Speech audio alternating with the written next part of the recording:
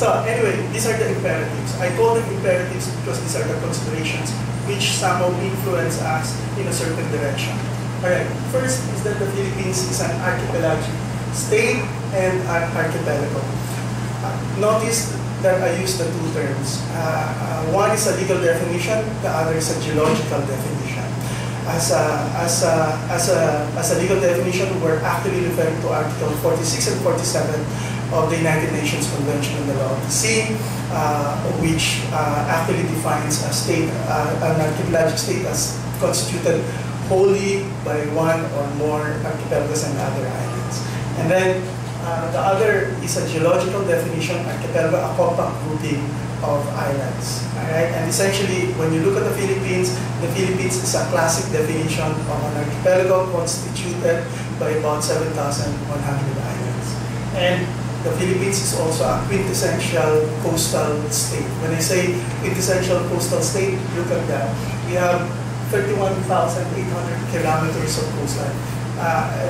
Literature suggests that we are actually number 2, some says number 3, but that beside the point. 62 of 71 provinces of the Philippines are actually coastal.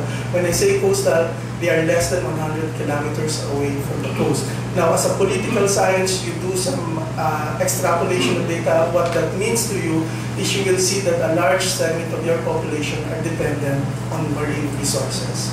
Right? Okay. But at the same time, it tells you also of the vulnerability of an archipelago being fragmented and divided by sea. So I will come back to this later on. Next slide, please. The second imperative is that the Philippines is just strategically located at the heart of Southeast Asia. We are not essentially a landlocked country. In comparison to continental states, we are not bordered by other countries. On the other hand, we are bordered actually by prominent bodies of water. To your right, to the right of the screen, which is the eastern portion, with the Pacific Ocean, and to the west, which is to your left, is the South China Sea, extending to the north, and down to the south is the Celebes Sea. Right? Next slide, please. The third imperative is that the Philippines is at the crossroad of major international navigation routes. More than half of the world's tankers, estimated to contain 353.42 thousand barrels of oil, pass every year through the Malacca Straits, Lombok, and Sunda Straits. Let me just situate you what that means. If you see this is the Middle East. What you see in the line here, these are the major sea lanes of communication. So from the Middle East, this is where the tankers, the ships pass through. From the Malacca Strait, they don't stop here. They don't stop at the Malacca Strait. They go northward, either ending up to China, South Korea, and Japan. Alright. So next slide, please. Oh, can you go back to the? I want you also to take note of this. If you look at the Philippines, when we say at the crossroad, this is how you see the Philippines in terms of those passages and sea lanes actually. And I will come back to that later. Next slide, please. Fourth, the waters southwest of the Philippines is a hotbed of geological resources and activity. There is a high potential for the area to yield oil and gas. Because of the tectonic plate movement in the area, there are some possibilities of presence of gas and oil and hydrocarbon and manganese nodule. Although literature will tell you that most of this gas and oil is not actually on the Spratlys per se, but more on the Palawan continental shelf. The reason being that from the geological point of view, Spratlys is actually volcanic in nature. These are volcanic islands, so the chances of oil and gas are very minimal. At least this is according to the existing literature. So when you, the unfortunate thing here is when literature says Spratlys, you don't have a clear demarcation for what that constitutes actually. You see, let me just make a side comment here. You see, what you see now in terms of maps that you see here is political geography actually. It's not like God created Philippines, God created US, and this is how you are to be. What you see there in terms of boundaries is a product of historical evolution. Those are made politically, series of wars, etc. So this is the product of that historical evolution. So don't never go into the fallacy of thinking that this is the Philippines from time immemorial. There's no such thing. All right. Anyway, I'll go back into the next slide, please. The other imperative, really, the fifth imperative is that the Philippines actually is part of the Coral Triangle. It is at the Coral Triangle that you see here. It says it's mentioned as Coral Triangle because of the triangular shape, which is composed of 5 countries actually: Philippines, Malaysia, Indonesia, Timor-Leste, and Papua New Guinea. This, based on existing literature, is the center of marine biodiversity. And if you look at this as the center of marine biodiversity, at the center of that center actually is the Philippines. And depending on the literature that you read, it may be anywhere in the Verde Island or in the Tugatahari. So it's a matter of perspective, a matter of who the author is. Next slide, please. So what you see here are just some of the biodiversity. Now, marine biodiversity is important. It has a lot of implications in terms of balance of ecology. At the same time, the economic opportunities that they present. For example, many of the pharmaceutical products are actually extracted from this. And we know already one antibiotic as being derived from an organism found in Diliman, where I come from, by the way. Next slide. All right. So, given all of these imperatives and considerations, it was very natural, therefore, for the Philippines to develop the concept of archipelagic doctrine. Essentially, archipelagic doctrine is defined as defining an archipelago as one intrinsic geographical, political, economic entity, rather than fragmented 7,100 islands. All right, that's the concept. All right, and that concept was developed essentially to promote and maintain the territorial integrity of the 7,100 islands. All right. So how do you therefore manifest that? And you manifest that through a series of baselines. Let me make a side comment here.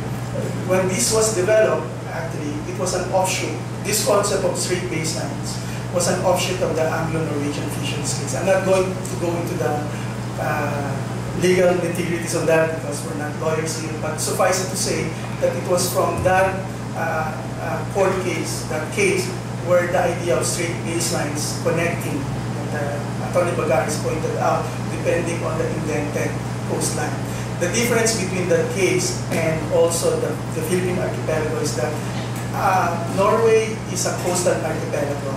It is attached, right? So, as opposed to the Philippines, which is a mid-ocean archipelago. So during that time, you cannot automatically apply the concept of straight baselines to a mid-ocean archipelago because the understanding at the time in terms of literature is that it is only applied in coastal archipelagos. The other thing to that, allow me to be a little bit technical here. The baseline by which you can use as a normal baseline at the time has limitations. In fact, in one literature, the most that you can actually extend the baseline, a straight baseline there, is 30 nautical miles. Alright? Okay. So if you apply 30 nautical miles, definitely you will not be able to enclose the archipelago. I just want for you to put that at the back of your mind because I'm going to come back to this later on. And I want you to remember the term straight baselines as opposed to archipelagic straight baselines. Right? During this period, so because we want to protect the integrity of the archipelago, we developed this concept. And so, but then this is a political concept only. As a political concept, it does not create rights and obligations. Alright? For this to be respected and recognized by other countries, we have to push this in the international realm because we are part of the community and it is directed vis-a-vis the international community. It doesn't make sense if it is only us who believe in that, right? So, and the obligations that you want to extract this is the obligation you want to get from the community. And so you have to convert this from a political concept to a legal concept that creates rights and obligations. And so during this period, there was an opportunity, the United Nations first conference on the law of the sea, where they were trying to somehow rationalize the sea. Right? And so we introduced it, but unfortunately, because the maritime powers were not ready, and it obviously it impinges on their ability actually to access a wide area of sea, they rejected it. So it was rejected. We tried again on the during the second conference. We failed again. But finally, on the third United Nations Conference on the Law of the Sea in 1982, the concept was finally accepted. Now here, I want you to understand, because Attorney Bagares was mentioning about acceptability of the concept. You see, I want to explain that the United Nations Convention on the Law of the Sea is a package convention. When you say package, because it's a competing interest between maritime powers on the one hand and the coastal states on the other. One is advocating free sea or liberal sea in Latin. I don't want to bombard you with Latin words, but they say mare liberum or liberal sea or open sea. Obviously, this is in the interest of maritime powers because they have the resources to go to the farthest end of the globe. Right? Whereas coastal states which do not have that capability, obviously you want to protect your territory, and so you go for a closed sea, or in Latin they call it mare clausum. Mare means sea, clausum means closed. So essentially, you have these competing interests. At the end of the day, when you have a document, you try to identify what is acceptable to everybody. You may not get everything, but it is a compromise document, and that's why it's a package. It's not something that you pick and choose which suits you and reject those which does not suit you. All right? It is, you accept everything, whether it's a compromise point or not. All right? So this is one point where there was a compromise. We did not get everything that we asked for. All right? But I will explain and I will get back to that. But the basic idea of archipelagic doctrine was finally accepted because of that compromise. Later on, when I go into the archipelagic ceilings, I will explain that in a more extensive way. But the whole point here is the basic nature and the basic concept. The basic concept of archipelagic doctrine was accepted.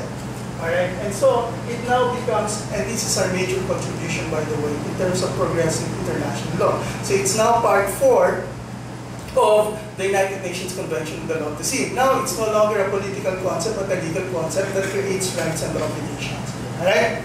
Okay. So next slide. So since we got the essence of our interest, you see, when you negotiate, you always have parameters, right? Even when you go to a market, you have maximum and minimum, right? Alright, so, okay. So when we got the point we're trying to drive at, so we signed it in 1982, ratified it in 84. So I'd like you to remember, and since Attorney Bagares mentioned constitutionality, if you look at your constitution, it says international principles form part of the law of the land. I want you to remember. In fact, in the case, Attorney Roque did emphasize that, and also Dean Raul Pangalangan emphasized that. And here, I think it's fully applicable. The other point here is you have to remember that the United Nations is actually universal now. I'm not saying that the whole convention is customary international law, but many provisions of the convention are already customary international law. And even if the other provisions are not customary international law, because you have something like 154 countries who signed that, you have obviously more than 80% of the earth being a party to it, and therefore bound by its provisions. All right, next slide.